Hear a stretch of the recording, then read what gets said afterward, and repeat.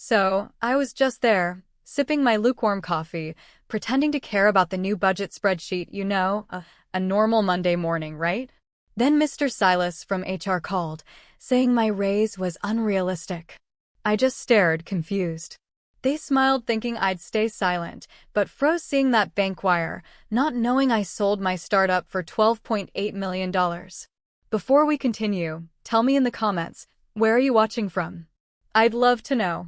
I remember that Monday morning like it was yesterday, even though so much has changed since then. I was sitting at my desk, feeling that familiar drag, The one where you've been at a place for years, giving your all, and you just feel unseen. I'd worked at Sterling Corp for 7 years. 7 years. I'd started as a junior analyst, fresh out of college, full of big dreams. Now, I was a senior project manager, responsible for some of our biggest client accounts. I'd put in countless late nights, weekend hours, and solved problems that others just shrugged at. My team liked me, our clients trusted me, and my projects always finished on time, usually under budget. I truly believed I was an asset, a crucial part of the company. My desk was a mess, as usual, with printouts and half-eaten granola bars. I was trying to make sense of some new financial projections for the upcoming quarter, feeling the dull ache in my shoulders from leaning over a screen too long. My coffee, a sad, tepid brew, sat forgotten beside my mouse. My phone buzzed, and I saw Mr. Silas, HR, pop up. A little flutter of nerves, but mostly excitement, went through me. This had to be it. My performance review was last month, and I'd asked for a significant raise, finally matching my responsibilities and market value. My boss, Frank, had seemed supportive, or at least he grunted in the right places during our chat. I took a deep breath. "Anya here," I said, trying to sound calm, professional. "Anya, good morning." Mr. Silas's voice was smooth, a bit too smooth, like polished stone.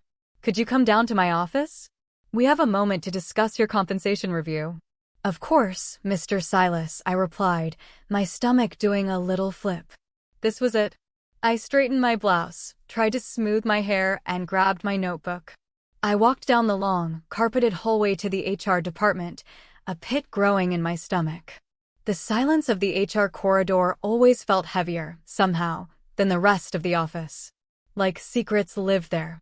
I pushed open the frosted glass door to Mr. Silas's office. He was a man in his late 50s, always impeccable, with a neatly trimmed silver beard and a suit that probably cost more than my monthly rent. He didn't smile much, just gave a polite, almost formal tilt of his head. "Anya, please have a seat."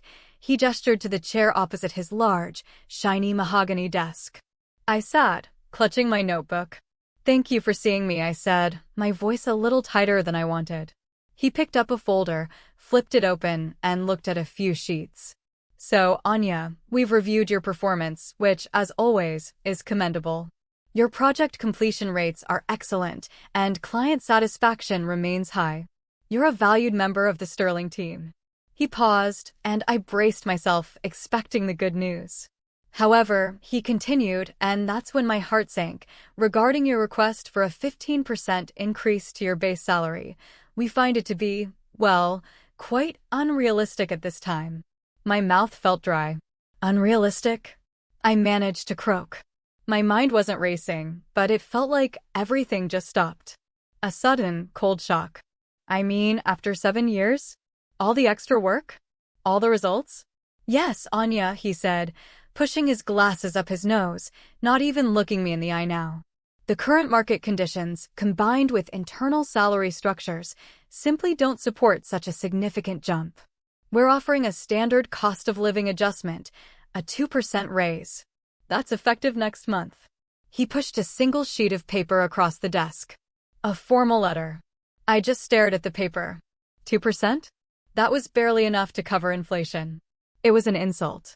After all my contributions, all the added responsibility I'd taken on without extra pay for years. "Mr. Silas," I said, my voice shaking a little, "I've been here for 7 years. I'm managing projects worth millions, bringing in new business, training junior staff. I effectively took over Leo's responsibilities when he went on leave, with no additional title or compensation. My current salary is significantly below the industry average for someone with my experience and role. I tried to keep my tone even, logical, but I could feel the heat rising in my face. Humiliation, a slow, burning kind of heat. He sighed, a barely perceptible puff of air, as if I were wasting his time. Anya, we understand your perspective. But the company has its parameters. We value you, truly. But this is the best we can do. He finally looked at me, a dismissive, almost pitying look. Perhaps you need to manage your expectations a little more carefully. Focus on what we can offer rather than what you wish you had. I felt a sharp, unexpected pain right in my chest. It wasn't just about the money anymore. It was about respect. About being seen. And he just dismissed it. Managed my expectations? Like I was a child. He even gave a small, condescending smile, a fleeting thing that vanished before I could truly register it, as if he expected me to just accept it and go back to my desk, silently grateful for the paltry 2%. It was then, sitting in that sterile office, staring at that blank, unfeeling face, that something in me snapped. A quiet, determined spark ignited. I wouldn't stay silent. Not anymore. I stood up, crumpling the offer letter in my hand. Thank you for your time, Mr. Silas, I said, my voice surprisingly steady, considering the turmoil inside. I didn't wait for a reply, just turned and walked out, the sound of my sensible heels clicking loudly on the polished floor. I didn't know it then, but that was the very last normal day I would ever have at Sterling Corporation. Walking back to my desk, past the chattering colleagues and the aroma of stale coffee, I felt numb, then angry. A deep, simmering anger that made my hands clench. My friend Leo, who sat a few cubicles away, looked up. "Everything okay, Anya?" he asked, a frown on his face. He must have seen my face, probably pale and tight. "Fine, Leo," I mumbled, not meeting his gaze. I couldn't talk about it, not yet. Not without losing my composure entirely. I sat down, stared at my screen, but couldn't focus. Mr. Silas's words, "unrealistic, manage your expectations," kept playing in my head. They felt like a slap. But underneath the hurt, a stubborn resolve began to harden. He wanted me to manage my expectations? Fine. I would manage his. That night, I barely slept. I thought about the side project Beth and I had been toying with for months. It was a software idea, a platform for small businesses to manage their inventory and sales more efficiently. We'd talked about it over countless late-night calls, sketching ideas on napkins, dreaming big.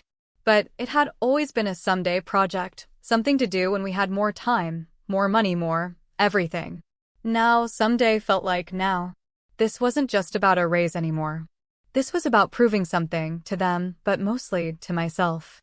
The next morning, I called Beth. Beth was my old college roommate, a brilliant coder with an entrepreneurial spirit even wilder than mine. "Hey," I said, cutting straight to it. "Remember our inventory idea? The one for small businesses? I think we need to actually build it." There was a pause, then Beth's excited voice crackled over the phone. "Anya, really? I'm in. What happened?" I told her about Mr. Silas. I kept it brief, but the bitterness in my voice was clear. They basically told me I'm not worth what I think I am. That my worth is determined by their internal salary structures. Well, screw their structures, Beth. Let's build our own. And that was it. The spark became a flame. We spent every spare moment on it. Nights, weekends, lunch breaks, my life became a blur of Sterling Corp by day and Phoenix, that's what we named our startup, because we felt like we were rising from ashes, by night. I'd come home, eat a quick dinner, and dive into market research, business plans, and user interfaces while Beth coded like a madwoman. We Skyped for hours, dissecting problems, celebrating tiny victories, and occasionally venting frustrations. There were times I almost gave up. I was exhausted, stressed, and still felt the sting of humiliation from Sterling. "Anya, are you sure about this?" Beth would ask during particularly tough weeks. "It's a lot of work for no guarantee." "I'm sure, Beth," I'd say, rubbing my tired eyes. "I'm more sure than I've ever been about anything." Our first major hurdle came when we needed seed funding. Just enough to get proper servers, some legal advice, and maybe hire a part-time marketing person. We pitched to a few small investors. Most said no. Too niche, too competitive, not enough traction. We heard every rejection under the sun. It felt a lot like being in Mr. Silas's office again, being told our worth was unrealistic. But this time, it fueled us. We refined our pitch, focused on the unique aspects of our software, and demonstrated actual working prototypes. We learned that rejection wasn't a stop sign, it was just redirection. Then, one evening, after what felt like our 100th pitch, we got a yes.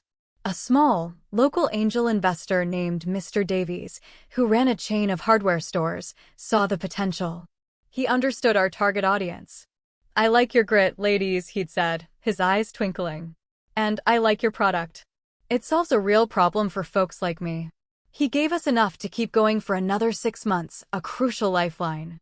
That initial investment was our first true turning point. It wasn't just money, it was validation. It proved we weren't crazy. We hired a couple of freelance developers and a social media manager. We launched a beta version of Phoenix, and the feedback was overwhelmingly positive. Small business owners loved how easy it was to use, how it saved them time and money. Our user base grew slowly, steadily. There were still bumps, of course.